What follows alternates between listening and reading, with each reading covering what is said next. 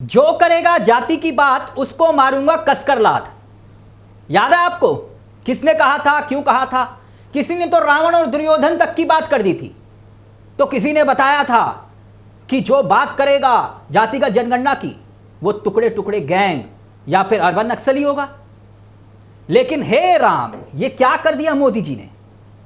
अपने ही नेताओं को फंसा दिया। मिसाइल छोड़नी थी पाकिस्तान पर और मिसाइल छोड़ दी बीजेपी नेताओं पर। मोदी जी, आप ही के नेता आपके फैसले पर यानी कि सरकार के फैसले पर हैरान परेशान हैं। अब करे तो करे क्या, कहे तो कहे क्या? और खास तौर पर वो अंधभक्त जो आपके हर फैसले में हाँ मिलाते हैं। नितिन गडकरी जी, जी हाँ, नितिन गडकरी जी, मोदी जी के मंत्री नितिन गडकरी जी, मेरी समझ में नहीं आ रहा कि अब वो किसको लात मारेंगे। भला आप कहेंगे ऐसा क्यों?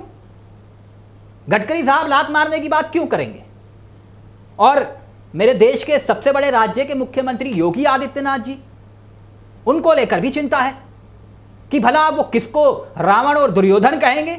मोदी जी ने तो वो कर दिया जिसका सपना तो बड़े बड़े भाजपाई नेताओं ने नहीं देखा था। बड़े बड़े मंचों पर, बड़े बड़े चैनलों पर बड़ी बड़ी बातें, बड़ी बड़ी डींगे हाँकना, वो सब धरा का धरा रह गया।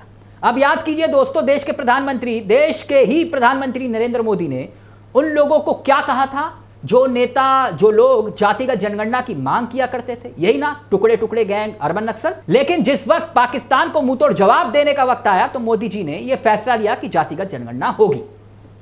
अब सब हो चक्के हैं, खुद भाजपाई हैरान परेशान है। करे तो करे क्या, कहे तो कहे क्या? अब नितिन गडकरी जी से ही शुरुआत कर लेते हैं। गडकरी साहब कौन? मोदी जी की सरकार में सबसे होनहार मंत्रियों में से एक। दोस्तों, नितिन गडकरी जी अक्सर अपने बयानों को लेकर सुर्खियों में रहते हैं, जैसे कि आप जानते हैं। याद कीजिए, अभी हाल ही में उनका एक बयान खूब वायरल हुआ था। एक प्रोग्राम में गए थे तो उन्होंने कहा कि जो करेगा जाति की बात उसको मारूंगा कसकर लात। अब बताइए जरा, कौन पूछेगा गडकरी जी से कि वो किसको लात मारने की बात बोल रहे थे?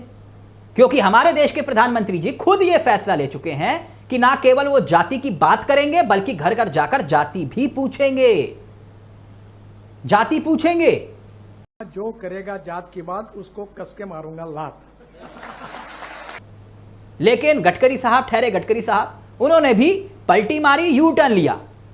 जानते हैं कैसे? खुद ही देख लीजिए। गडकरी जी ने जैसे ही यह फैसला हुआ मोदी जी का कि जातिगत जनगणना होगी, एक लंबा चौड़ा पोस्ट लिखा जिसमें मोदी जी की शान में कसीदे गढ़े और पोस्ट कर दिया। यकीनन ये टैलेंट भाजपाइयों में हो सकता है। अब मैं योगी जी का जिक्र यहां पर जरूर करूंगा। योगी आदित्यनाथ यूपी के मुख्यमंत्री, उनका एक नारा था और वो नारा पूरे देश में गूंजा, वर्ल्ड फेमस नारा बना दिया गया। याद करिए कौन सा था? बटेंगे तो कटेंगे। याद आया आपको? यह नारा क्यों गढ़ा गया था? क्योंकि अखिलेश यादव हर मंच पर जातिगत जनगणना की मांग कर रहे थे और फिर भाजपा ही सामने आए, बोले कि देखा योगी जी ने कैसा नारा निकाला, कहा बटोगे तो कटोगे, इसलिए हमारा नारा बेस्ट है। उदाहरण यह दिया कि बीजेपी ने इसी नारे के दम पर हरियाणा जीत लिया, महाराष्ट्र जीत लिया। लेकिन योगी जी अब जातिगत जनगणना के बारे में क्या राय रखते थे उसका जिक्र जरूरी है। उनकी भाषा क्या थी उस वक्त और अब क्या है, उसका एक नमूना दिखाता हूं। उन्होंने कहा कि समाज को बांटने वालों में रावण और दुर्योधन का डीएनए है। योगी जी ने कहा था, राम राम राम, फिर से सुनिए, जाति, क्षेत्र और भाषा के नाम पर समाज को बांटने वालों में रावण और दुर्योधन का डीएनए है। अब मुझे नहीं मालूम योगी जी किसके लिए ये बोल रहे थे।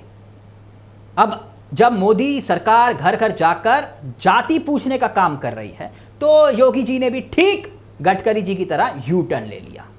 एक जबरदस्त मोदी जी की शान में एक पोस्ट लिखा, यह कहते हुए यह क्रांतिकारी कदम है, क्रांतिकारी कदम। वैसे यह सिर्फ गडकरी जी या योगी जी का ही हाल नहीं है दोस्तों, अधिकांश बीजेपी के प्रवक्ताओं का यह हाल है जो कल तक कहते थे कि जो जाति की बात करेगा वो देश को बांटेगा। याद कीजिए, मेरे देश के प्रधानमंत्री ने तो बाकायदा 4 जातियों का जिक्र किया था। याद आया? 4 जातियां, उन्होंने 4 जातियां गिनवाई थी। याद नहीं आया तो याद करिए, कहा था गरीब, किसान, महिला और युवा। यही थी ना पीएम मोदी जी के मुताबिक असली जातियां। अब फिर वो कौन सी जातियां खोज रहे हैं और कैसे, और वो क्रांतिकारी कदम हो गया जिसको वो कहते थे ये टुकड़े टुकड़े गैंग वाला। इतना ही नहीं, मेरे देश के एक और होनहार मंत्री और हैं, उनका नाम है अनुराग ठाकुर जी, वही वाले गोली मारो वाले।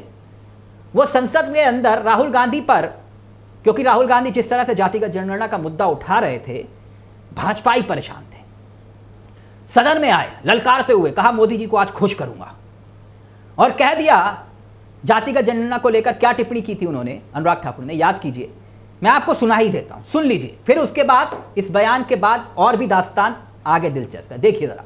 जिसकी जात का पता नहीं वो गणना की बात करता है। जी, अनुराग ठाकुर कह रहे थे कि जिसकी जात का पता नहीं वो गणना की बात करता है, जिसकी जात का पता नहीं वो गणना की बात करता है।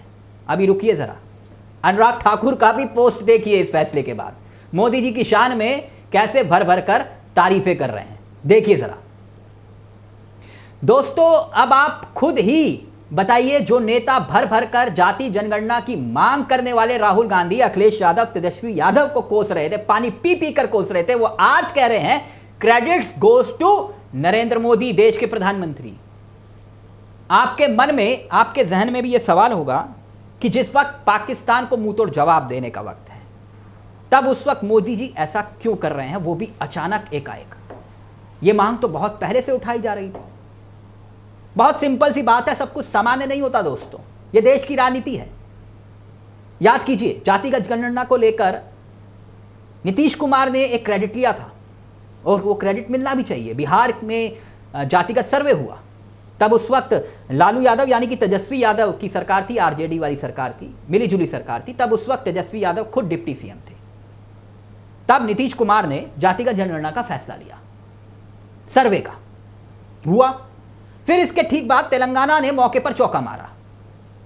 अब बीजेपी के पास कोई रास्ता बचता नहीं था। जानते हैं क्यों? बिहार में चुनाव सर पर है। अब मोदी जी ध्यान भटकाने में माहिर हैं। वो जितने भी दावे करते हैं उसके कहानी उलट होती है। उसका भी आगे मैं प्रमाण दूंगा आपको। आजाद हिंदुस्तान में हमने करके दिखाया जो अब तक नहीं हुआ, यह बात कही जा रही है, लेकिन यह अधूरा सच है। डॉक्टर मनमोहन सिंह की सरकार में यह सच है कि तमाम सरकारें रही वो जातिगत जनगणना से बचती रही, लेकिन मनमोहन सिंह की सरकार ने 2011 में जातियों का सर्वे करवाया था। उसका भी आंकड़ा आज तक सार्वजनिक नहीं हुआ, वो भी तब जब प्रभु राम की कृपा से 2014 से 2025 तक सरकार उस सर्वे के आंकड़े को जारी कर सकती थी, लेकिन मोदी सरकार ने नहीं किया। क्यों नहीं किया? हो सकता है कुछ मजबूरी होगी, लेकिन एक बात तो साबित हो गई दोस्तों। जानते हैं क्या? कि लोकतंत्र में विपक्ष की अपनी ताकत और जरूरत होती है। इस फैसले से यह साबित होता है। यू टर्न तो इस बात का भी जिक्र किया जा रहा है कि कई मुद्दों को लेकर सरकार ने यू टर्न लिए, इसमें कोई दो राय नहीं।